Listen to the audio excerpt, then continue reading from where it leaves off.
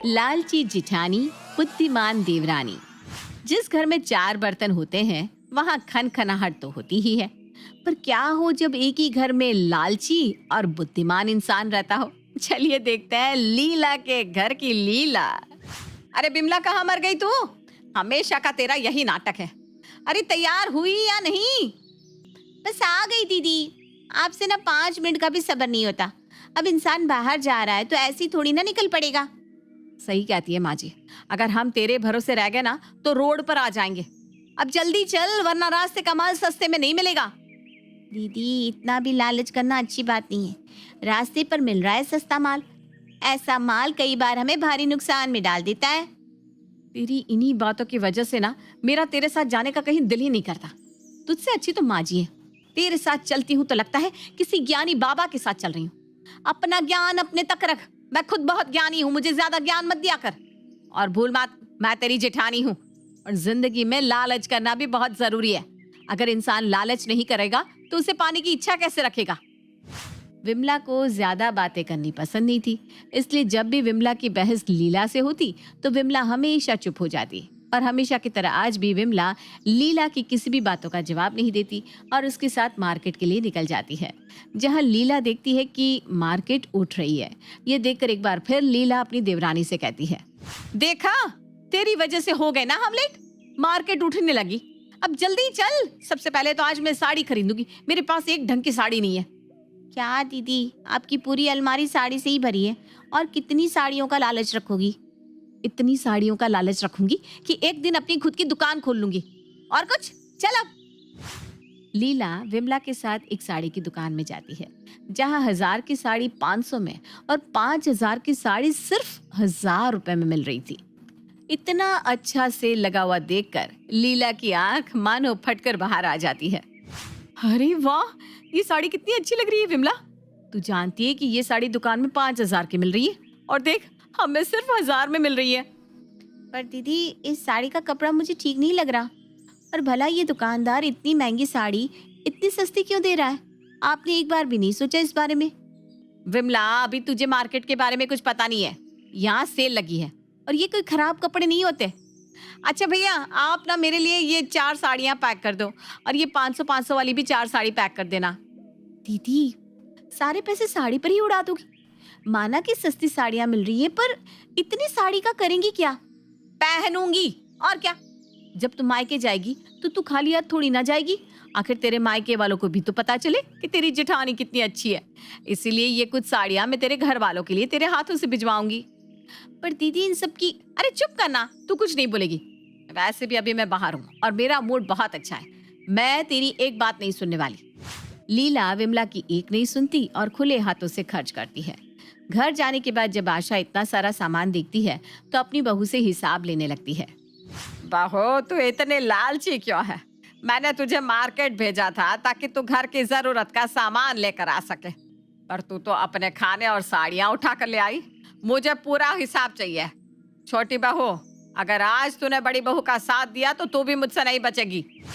आशा को गुस्से में देख लीला के पसीने छूट जाते हैं, पर विमला अपने दिमाग का इस्तेमाल करती है और सबसे पहले अपनी सास के लिए ठंडा पानी लाती है और उन्हें बिठाकर अच्छे से हिसाब के साथ उन सामानों का इस्तेमाल कैसे करना है ये भी समझाती है। माँ जी, मैं मानती हूँ कि दीदी बहुत लालची है, पर जिंदगी में पहली बार दीदी ने लालच से नहीं बल्कि अकल से काम लिया है।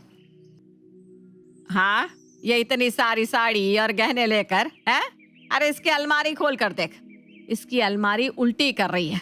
इसकी अलमारी में सिर्फ कपड़े, गहने और मेकअप का सामान रखा है। इतना कि दुकान वालों के पास भी स्टॉक नहीं होता जितना इस कलमुही के पास है। यही तो मैं आपको समझा रही हूँ माँ जी, कि दीदी ने आज अपना दिमाग चलाया और उन्होंने मुझे समझाया कि उनके पास पहले से ही बहुत सारा सामान है जिनका वो यूज़ भी नहीं करती, पर वो फेंक भी नहीं सकती क्योंकि स्टॉक कम है। इसलिए जानबूझकर दीदी रास्ते का माल सस्ते में उठा कर ले आई ताकि वो अपनी अलमारी खाली करके किसी और की अलमारी भर सके। बहू तो क्या कह रही है, मुझे कुछ समझ में नहीं आ रहा। जो भी समझाना है साफ साफ समझाना। मैं तेरे जितनी बुद्धिमान नहीं हूँ। माँ जी, आज तो दीदी ने साबित कर दिया कि मुझसे ज्यादा बुद्धिमान दीदी हैं। उन्होंने ये सारा सामान बेचने के लिए खरीदा है। कल दीदी संडे मार्केट लगाने जा रही हैं और ये सारा माल बेच देंगी। अब आप समझी? दीदी बिजनेस कर रही है, रास्ते का माल सस्ते में उठा कर लाती है और फिर उसी माल को रास्ते पर बस थोड़े से ऊंचे दाम पर बेच देती है। अरे ये तो मैंने सोचा ही नहीं। क्या बात है लीला बहू, छोटी बहू के साथ रहकर तेरा भी दिमाग चलने लगा। और ये तूने ना बहुत अच्छा काम किया। कल मैं भी तेरे साथ चलूंगी। छोटी बहू की बात सुनकर आशा खुश हो जाती है और अपने कमरे में जाकर अपनी साड़ियाँ और गहने निकालने लगती है, जिसका इस्तेमाल अब वो नहीं कर रही थी। अब क्या था, अगली सुबह बेचारी लीला को सारा सामान बेचना पड़ता है जो उसने अपने शौक पूरे करने के लिए खरीदे थे। क्या सोचा था और क्या हो गया। अगर मुझे पता होता कि ये विमला इस तरह से मेरे शौक पर पानी डाल देगी तो मैं इसे अपने साथ कभी दुकान लेकर ही नहीं जाती। आज इसकी वजह से यहाँ इसके साथ खड़े होकर मुझे अपनी कीमती साड़ी और गहने बेचने पड़ रहा है। जिठानी जी, आपका लालच तो बढ़ता ही जा रहा है। आप हमें रोड पर लाए, उससे अच्छा है कि मैं आपको रोड पर लाकर खड़ा कर दूं और थोड़ा बिजनेस कर लूं। आओ आओ छांट लो, 1000 की साड़ी 800 में, रास्ते का माल सस्ते में। इस तरह से विमला अपनी बुद्धि का इस्तेमाल करती है और लीला के लालच को खत्म करने की कोशिश करती है, पर लीला का लालच तो खत्म ही नहीं होता। और शाम को घर जाने के बाद, विमला, पहले तो मुझे बहुत गुस्सा आया। तुम्हारी वजह से मुझे अपना सामान बेचना पड़ा, पर इतने पैसे देखकर अब मुझे लग रहा है कि तुमने बिल्कुल सही किया। अब हम इन पैसों से एक और जमीन खरीद लेंगे, और अगर पैसे कम पड़े तो थोड़ा कर्ज ले लेंगे या फिर लोन ले लेंगे। दीदी, हमारे पास पहले से ही बहुत सारी जमीन पड़ी है। जमीन देखकर ही मेरी माँ ने इस घर में मेरी शादी करी थी, पर अब हम लालच नहीं करेंगे, इन्वेस्टमेंट करेंगे। अरे बहू, मैं बहुत थक गई हूँ। तुम दोनों अपने बिजनेस की बात ना कल सुबह करना। अभी जाकर आराम करो और मुझ बुढ़िया को भी सांस लेने दो। आशा के कहने पर विमला इस बात को आगे नहीं बढ़ाती और आशा की दोनों बहुएं अपने कमरे में जाकर आराम करने लगती है। पर लीला ने तो ठान लिया था कि वो एक और जमीन लेगी, और इसीलिए वो बिना अपनी देवरानी को कुछ बताए अपने पति से बात करती है और बैंक से लोन लेकर एक और जमीन खरीद लेती है और घर में किसी को कानों कान खबर भी नहीं होने देती। ऐसे ही कुछ महीने बीत जाते हैं और एक दिन विमला अपनी जिठानी से कहती है, क्या बात है दीदी, कुछ दिनों से आप खर्चा ही नहीं कर रही और लालच भी नहीं कर रही किसी चीज का, और उस दिन से आपने जमीन का भी जिक्र नहीं किया और मुझे मेरा प्लान भी नहीं पूछा कि मैं क्या इन्वेस्टमेंट करना चाहती हूँ। हाँ विमला, क्योंकि मुझे कोई इंटरेस्ट नहीं है ये जानने में कि तुम क्या करना चाहती हो। वैसे बिना लालच बहुत बुरी बला है, इसलिए मैंने लालच करना छोड़ दिया है। इस तरह से लीला विमला की बातों को गोल घुमाकर वहां से चली जाती है, पर विमला लीला के हाव भाव से समझ जाती है कि दाल में कुछ काला है। अब क्या था, विमला आशा के साथ लीला के पास जाती है और उससे पैसे मांगती है। देखिए ना माँ जी, दीदी कितनी लालची है। मेरे दिमाग से क्या निकला, दीदी ने सारे पैसे अपने ही पास रख लिए, जबकि उसमें आपका और मेरा भी तो हिस्सा था। महीने गुजर गए पर अब तक दीदी ने हमें हमारा हिस्सा नहीं दिया। लीला बहू, छोटी बहू बिल्कुल सही कह रही है। तू तो सच में बहुत लालची निकली। बस करो आप दोनों। हाँ, हूँ मैं लालची, और अगर लालच कर लिया तो क्या गलत किया। आज मैं अपने लालच का नतीजा भोग रही हूँ। आप दोनों की नजर लगी, वो पैसे मुझे फले ही नहीं। इतनी मुश्किल से मैंने एक जमीन खरीदी, पर उसकी किस्त ही नहीं चुका पा रही हूँ। बैंक का कर्ज बढ़ता जा रहा है। हिम्मत ही नहीं हो पा रही थी कि देवर जी से पैसों की मदद मांगू, और जिस चीज का डर था वही हो गया। आ गई ना देवरानी आपको लेकर मुझे ताने देने के लिए। दीदी, इतना सब कुछ हो गया और आपने मुझे बताया भी नहीं। मैं हमेशा से आपको कहती रही कि इतना लालच मत करो, पर आपने मेरी कभी नहीं सुनी, और ये सब मैंने जानबूझकर किया ताकि आप मुझे सच बता सको कि आखिर हुआ क्या है। आपकी परेशानी घर में किसी से छुपी नहीं है दीदी। विमला की बातें सुनकर लीला को अपनी गलती का एहसास होता है और वो उदास होकर विमला से माफी मांगती है। विमला, मैं तुझे अपनी छोटी बहन समझती हूँ।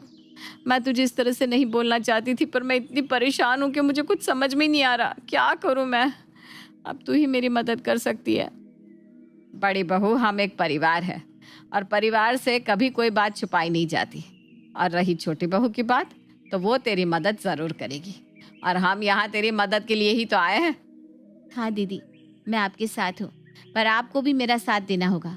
आपने जो ज़मीन ली है आपको वो बेचनी होगी, और उन पैसों से हमारे पास बाकी की जो ज़मीन है हम उस पर घर बनाएंगे और उन सभी को किराए पर चढ़ाएंगे, और वहाँ से जो किराया आएगा वो सारा बैंक में जाएगा।